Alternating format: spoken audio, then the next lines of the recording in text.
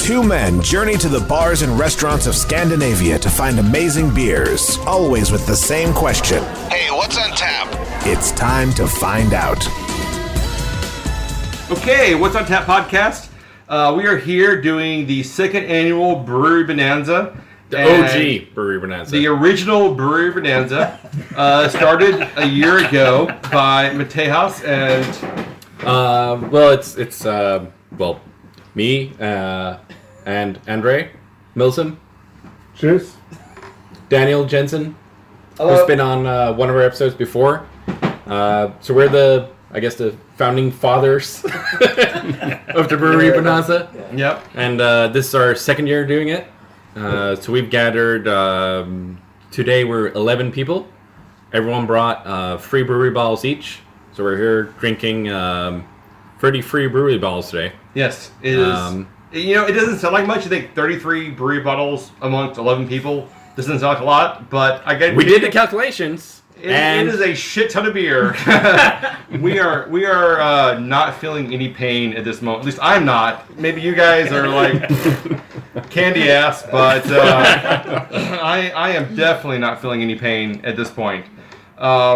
No, I think we calculated this out to be, I think it was 3 750 milliliter bottles of 11.3% beer per person. Right, so 3 wine bottles per person over 6 hours so far. Not including the mead, though. Not including the mead, or the homebrewed beers, or the other stuff. Yeah. Right, there's some extra bottles that sneak in from time to time.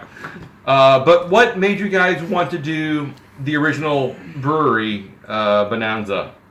I think it was Andre who actually started it all. Because he's an amazing aficionado of brewery beers. Exactly.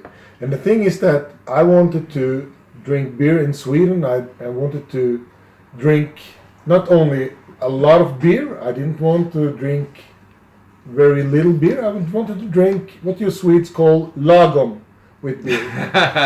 So that was the idea behind the Bruery Bonanza. How many people were in the first Bruery Bonanza? I think only me. Only you. Yeah, exactly. Yeah. It was quite lonely actually. But it was a good time, Yeah, nonetheless. it was a better time than this, but You had a sneak start. You were really drunk and you 2015. were like, I should do this with more people. This seems like a good idea. This should be much more social than this alone alcoholistic journey. yeah, to be honest, for me it was a way to make friends with people. I was a really lonely guy before. I just moved to Sweden. I was coming over from Norway. It was a long drive, 2.5 hours.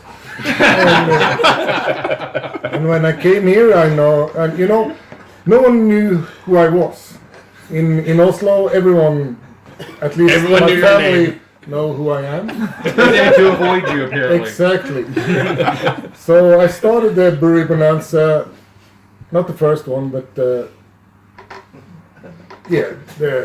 prior to that one. I don't know what that's called. And it was called a Saturday night. Exactly. It was really lonely experience, but I think that was what kicked off the Bruery Bonanza. All right. And last year, there were how many people?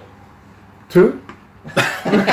No, we were 9 people last year. 9 people. 9 people and 27 bottles. 27 Yeah. bottles, yes. 3 times 9. It works out. 27. The math works out. The math works Yes. out. Math Right. clears. Yeah. And so the concept is 3 people, a person shows up, 3 bottles of brewery beer. And not just any brewery beers. It's got to be like some of the rarer brewery beers that you can't just get a hold of anywhere. Well, to be fair, I mean, we don't live in California, so Nope. Which makes it harder, but makes it more a little bit exclusive. trickier. But if you pay attention to the releases, I mean, we do get a fair amount of brewery beers here in Sweden, or in the Skåne region, I should say. So why brewery? Why not? That's not the answer, though. I mean, That's a good question. Why not? I mean, we've tried. I mean, we've already had 23 different bottles so far, and it's really. We've actually had 25. Have we really? Yeah. Well, I mean, Yeah. I didn't count the non-brewery bottles. No, we've had 25 brewery bottles. 25. Oh shit! Then I need to check my checkpoints on that tab because I've got 23, I think. So I think I'm a little off at this point. So but what about Bruery makes it special to you? Now, the thing that kicked this whole event off, if we're being honest, is what I was thinking about how I'm going to spend my birthday. And I was down in Lund and talking to these two guys, Matthias and Daniel. And I think that's what kicked it off, basically. I said that would it be a great idea to have an event where everyone brings 3 bottles of my favorite, from my favorite brewery, which is Bruery, of course. And that's what kicked it off, I think. Mm-hmm. And last year we had the first event, which was 9 people, 27 brewery bottles. And last year we also went all in with how rare the beers had to be. This year it's just a fun event. I mean, for me at least, it was inviting all the people that that's dear to my heart, and I could have everyone come and share the brewery passion that I have.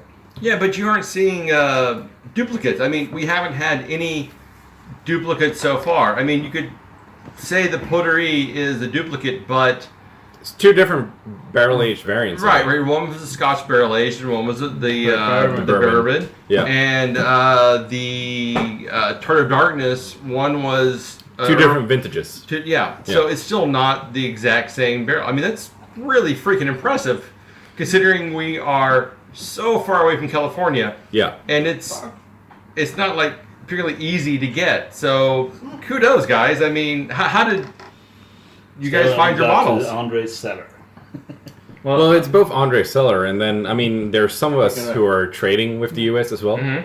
So, I mean, I've got a couple of bottles from basically from last year's Bruery Bonanza that I traded for that I didn't have to bring last year, but that I'm bringing this year. And I think last year we had every single anniversary beer. Yeah. So we had like every single, like the first, I can't remember the names of them, but we had the Cuivre, we had the Bruery, we had, every single... So you do remember? Well, I remember 2 of them. But I think we had like 6 or 8, 9 anniversary He's bottles. a beautiful mind of beer, memory. He's the Asperger of beer memory. Yeah, you are totally Asperger about that. But so where did you guys find your bottles from? Well, from my point of stand, it's like Andre said to me, check out this site on the internet.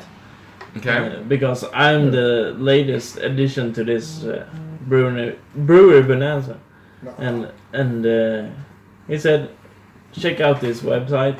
I checked it out, and there was no on our list that we had our breweries on. Okay. So do you remember the website or? Yeah, it's I think Beer Jam was one of them, and then it was the best of beers.dk. Yeah. That's the other one. Yeah. That we used. But that's They're the part good of, for breweries. Exactly, but that's the part of how I love this year's edition of the Bruery Bonanza, because I mean, this year we were able to invite everyone that we wanted to have here. And you say that you're a late edition. I mean, there's a lot of late editions around this table. I mean, but all the people that's here are people that we really, really wanted to be here. And some people that were invited couldn't come to this event, and that was unfortunate. But I mean, the whole thing about this year's Bruery Bonanza, for me at least, it's bring all the people that you love to drink beer with, and just have them come here with whatever brewery that they can come up with. Right. So it doesn't matter if it's really rare or anything. It's just bring some bottles, and just come and have fun. I started hunting my part after the last year's Bruery Bonanza for trading. Yeah. That's how I got mine. So which ones did you bring? Yeah. The most free shitty part. Like number 3, 10, and 11. No, I think let's go around the table and let's talk about which ones have been our favorite ones. Yeah, that was my question. So, what's been your favorite so far? We can start with Andre. Oh, that's really easy. What my favorite's been, because I mean, Grey Monday is my all-time favorite from Bruery, and the one thing that was really beautiful this year was that Alex made a mead for this event that I was fortunate to try a couple of months ago, I think. And it was kind of a tribute to the Grey Monday that I really love from the brewery, and for me that mead is really special. When I tried it the first time, I thought this is spot on for what it's trying to be. So those two beers must be the ones that I have. That's my favorites from this event. Yeah, and I'm going to drag Alex into this. He's ignoring us this whole process, trying to remain silent. But I'm going to drag him in. Alex has the best reviews of anybody so far. I mean, he comes up with stuff. I'm just like, holy shit! Maybe I'm drinking this beer wrong, because I need to go back and like taste it again, because he's just like, this tastes like hay and like wheat and baby diapers, and like I'm like, holy fuck, what is he drinking? Because I just got like, it tastes like chocolate. Doesn't suck. Good times. So Alex, like, what are you getting at from this? Because you're experiencing this on a level I don't think anyone else is. I'm not sure. When I started drinking craft beer, basically I did it with a group of people that very much enjoyed analyzing what they drank, and that's basically where I come from. So it's nothing special to me. I basically just try the beers and try to express what I sense. It is like you are bringing beer analysis to like really an art form, and I have to say I really appreciate like reading your reviews, because it makes me go back and rethink what I'm tasting in a way that no one else has before. So I'm very excited. Every time you check in something, I'm like, holy fuck, what am I missing? Because I'm honestly, I feel like I'm missing something. I'm not sure. I basically just try to write down what I sense, and I think one of the fun parts about tasting beers, and basically about taste and smell, is that be vivid and try to just sense. I'm sure I'm not correct about many things, but it's fun to try to analyze what you sense, and well basically that. You make the rest of us look stupid, yeah. He's not wrong. Well, that's the best part. So what's been your favorite beer so far? I really loved their take on the new Hottenroth, the Berliner Weisse, the Frederick H. I really like that one. Then I did like the Grey Monday. Was a treat, of course. I prefer it much to the base beer. And yeah, I want to mention the Berliner, because that was a really good, unfruited, solid base Berliner Weisse, in my opinion. I'm glad you like that one. I brought that, so therefore I think you are completely correct in your analysis. It was the best beer of the night. All right, who wants to go next? I can go. All right. Hi, Timo. Well, my favorite so far is the Total Darkness. Always loved that beer. Like the way they do the blend of black beer and sour beer, which I've had several in my years, and most of them taste like dark beers gone sour. So they don't quite often have that heavy puckering sourness and then the good black malt base. But in Total Darkness, it really comes through the dark malts and the great sour puckering flavor. Now, which Total Darkness did you prefer? We had two. We've had Yeah, we had 2014 and 2017. The 17 was better because the dark malts had faded away a lot in the 2014. Right. Now, Matthias, you thought the 2014 was the bee's knees. I love What the fuck, man? Well, Because that was just like pure pucker power. That was like acid on your throat. Which is what I enjoy. Ugh. Yeah, That was exhausting. Exactly. It was the 2014 was my favorite as well. Yeah. You're both wrong. I feel bad for you. Personally, for me, the Chocolate Rain, hands down, amazeballs. Did you find any chocolate in the chocolate rain? Or? Yeah, it was so chocolatey. I mean, I don't know what you guys are talking about. I mean, I thought it was a 5 out of 5. It was like perfection in a bottle. Yeah. Absolutely loved it. The reason I ask you this is because in the northern part of Sweden they can't taste the chocolate in the chocolate rain. So that's why I ask you. And you live on the southern part of Sweden, so of course you taste the chocolate.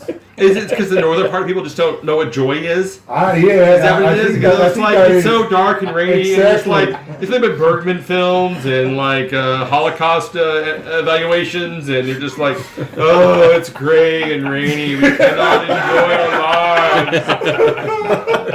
I love this guy. All right. So who else had a beer they absolutely loved? Johannes, I enjoyed. I haven't had that much brewery before. This is probably the first time, except from the MBCC event this year, that I've tasted anything from brewery. So I was in love with Black Tuesday. That was a favorite of mine. I've always loved stouts, and it was strong but smooth at the same time. So that's what I enjoy when I drink a stout. I'm the kind of guy that I'm the counterpart to what Alex is. So I can't rate beers like Alex. I just say, oh, this is a good beer, this is not a good beer, and that's me. So, but the Tart of Darkness 2014 was another one of my favorite ones. Love the tartness of it and the sourness. I don't understand why people didn't like it here. No, I don't really get it. It was better than the 2017 in my opinion. Totally agree. That's because you only think that the beer is good or not. The problem with the 2014 and 2017 were wildly different. The 2017 had a malty roastedness. Yeah. That the 2014 was just pure vinegary sourness. It was. I wouldn't say it was. Yeah, vinegar. but I put vinegary in that. No. I put vinegary in that it was. It was not way more acidic, but it wasn't acidic. vinegary. It was acidic in that a vinegar, white no. vinegar kind of just pure, like straight up sour vinegar flavor is. Not like a white wine vinegar or apple cider vinegar. It's kind of a sweetness to it. It's just like like this is rotting my teeth out. I'm gonna need like a bunch of antacid to be able to handle this afterwards. It was harsh. Yeah, but I'm a huge fan of sour beers. I really enjoy beer.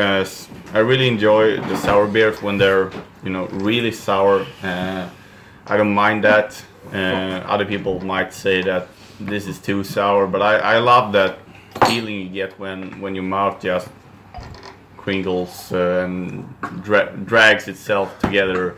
I just love that feeling from a sour beer. Right, but that's a good point because the Sorrento that we had as the third beer was extremely vanilla, lemon, sour, like just off the cup. It was more balanced than the Tart of Darkness 2014. Yeah, it was, but honestly, we had it so early on, so I can't really remember. All right, guys, what did you think? Yeah, Jacob here. I would say the chocolate rain is my favorite so far. Okay. Good choice. Good choice. Thank you. Crowd favorite. I mean, who doesn't love chocolate? Nobody. So, But there's no chocolate in chocolate rain. Apparently Northern Swedes. but who doesn't love Black Tuesday?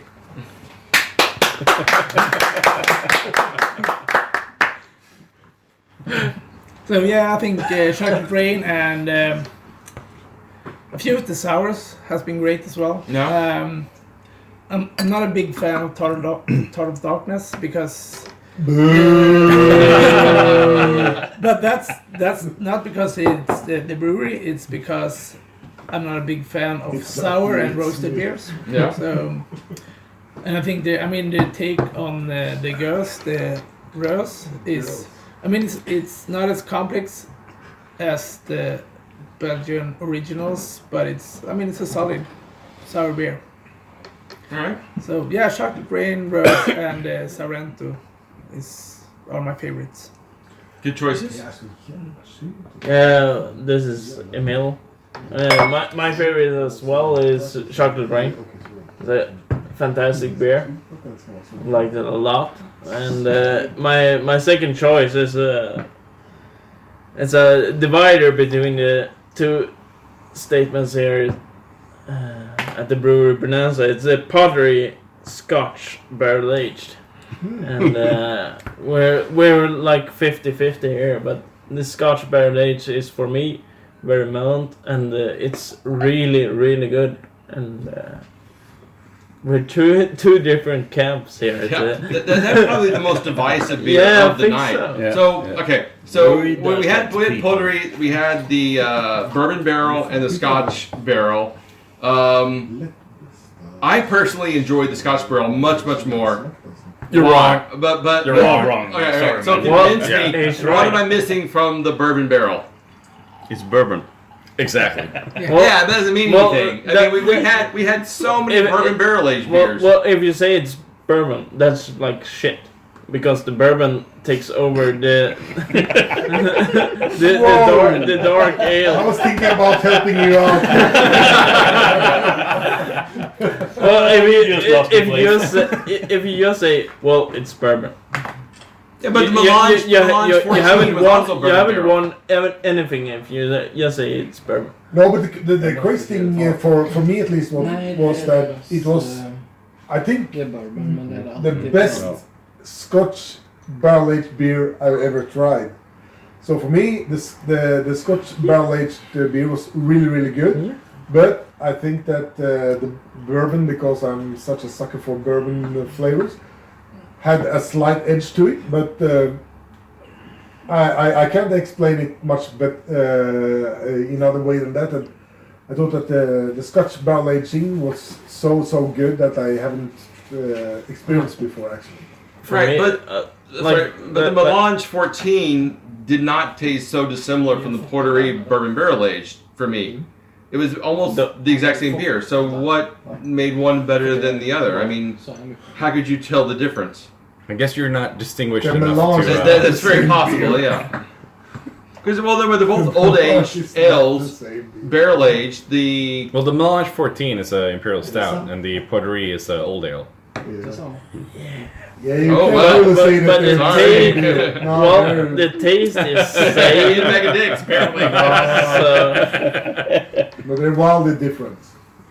Oh my God, we need to try them again. I just feel like we needed 2 more bottles so we can try them again because, for me, we had a lot of bourbon barrel aged beers tonight. Really? No.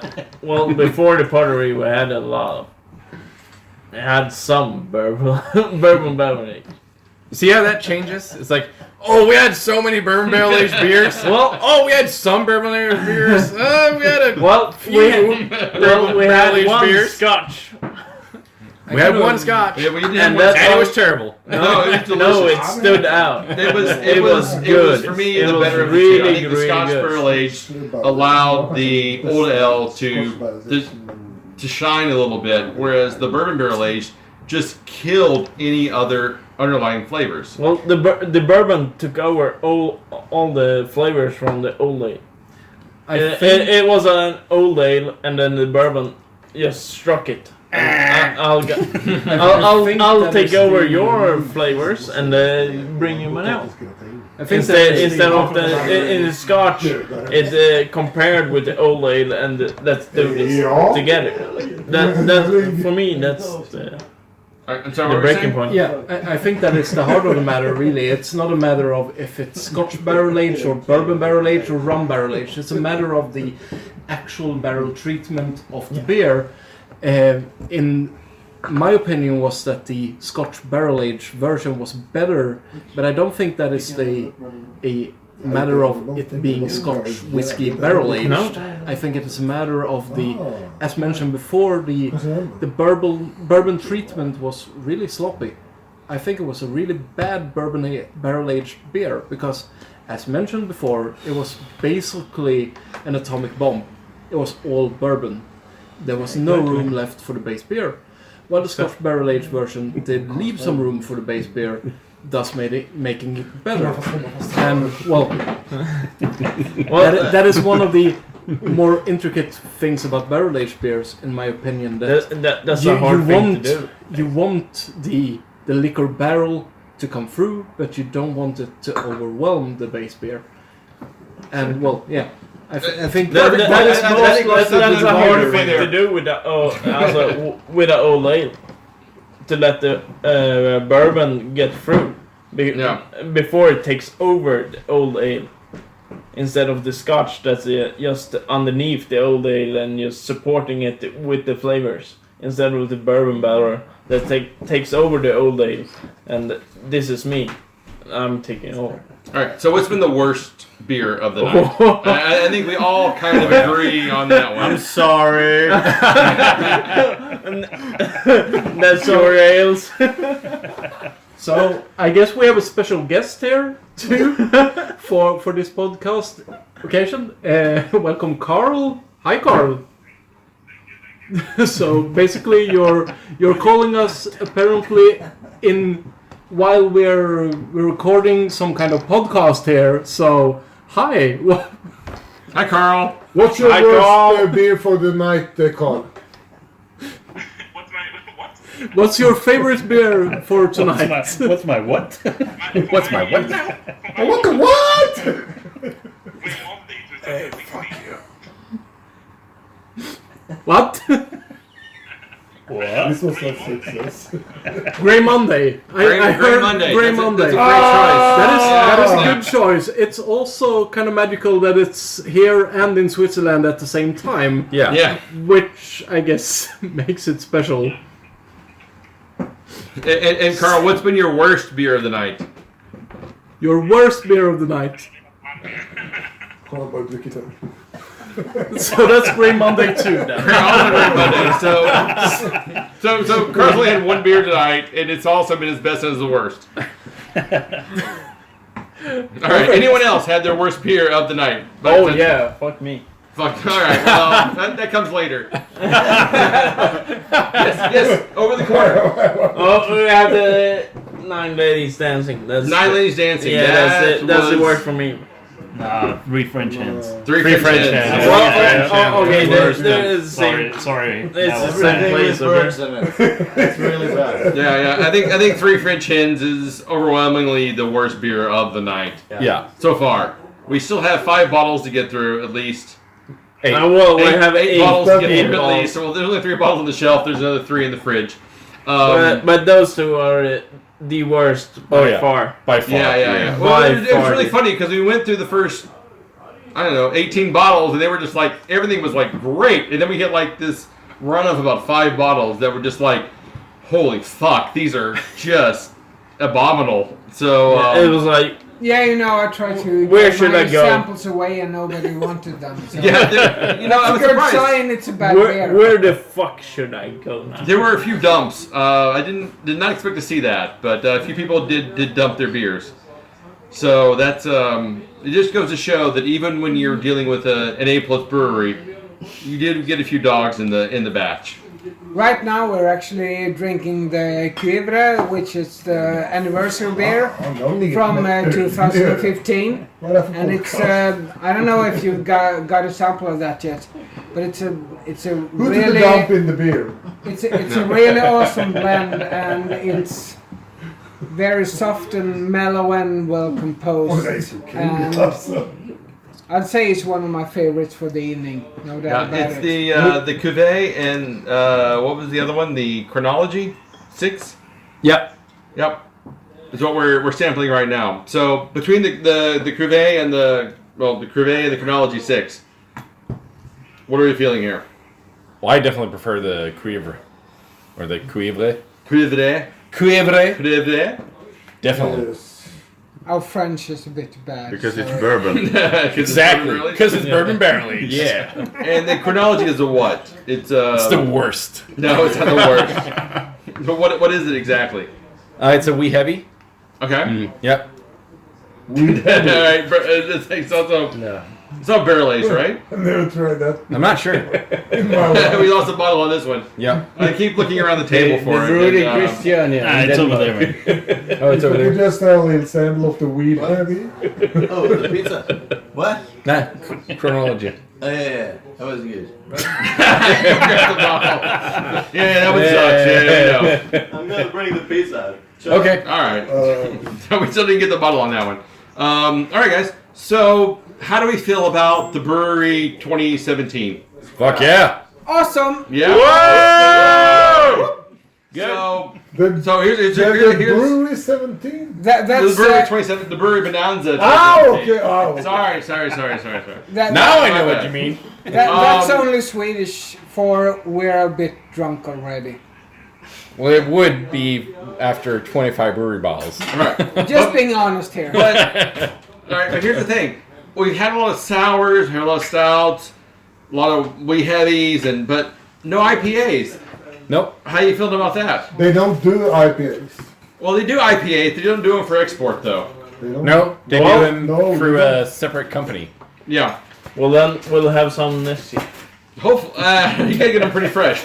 But this has been, I would say, this has been the only bottle share I've been a part of where there hasn't been any really hoppy beers. Yeah. And it's beautiful. It isn't nice. though. I mean, it's kind of like I'm fucking loving the beers we've had, but Well, we like the stouty ones and we like the sour ones. That's how we are. no New Englands, no West Coast, no hoppy, florally beers here tonight. No. You comfortable with that? Yeah, of Yeah, course. it's a nice, It's nice Bruery. change. It's Yeah. a nice Yeah. change because we drink those hoppy beers every day. Exactly. Like Matthias says, hop is shit. Yeah. that is his motto. That is what his tattoo says. His tramp stamp does say, Yeah. Hoppy. fuck Is hoppy. shit. Right below it says, only entry port. Right above his butthole. You know what they So- say? Hoppy beers taste like fucking sand and sweat. Yep. All right. So officially, Matthias says hoppy beers can lick his balls. And please enter his port. Yep. Nice. So guys, thanks for being on the show tonight. Yeah, of course. Any final thoughts? Closing comments? Well, drink brewery. Drink more brewery. Yeah. Dude, keep drinking. keep drinking brewery and Keep drinking brewery. get them bring more brewery to, Bring more to Sweden. More brewery into Sweden.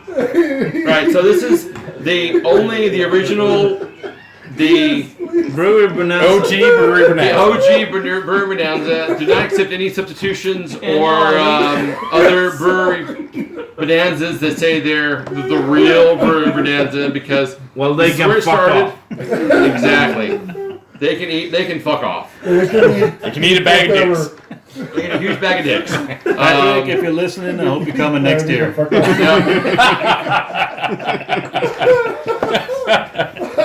All right, guys. Thanks a lot. Oh, thanks. Cheers, mate. Thank you.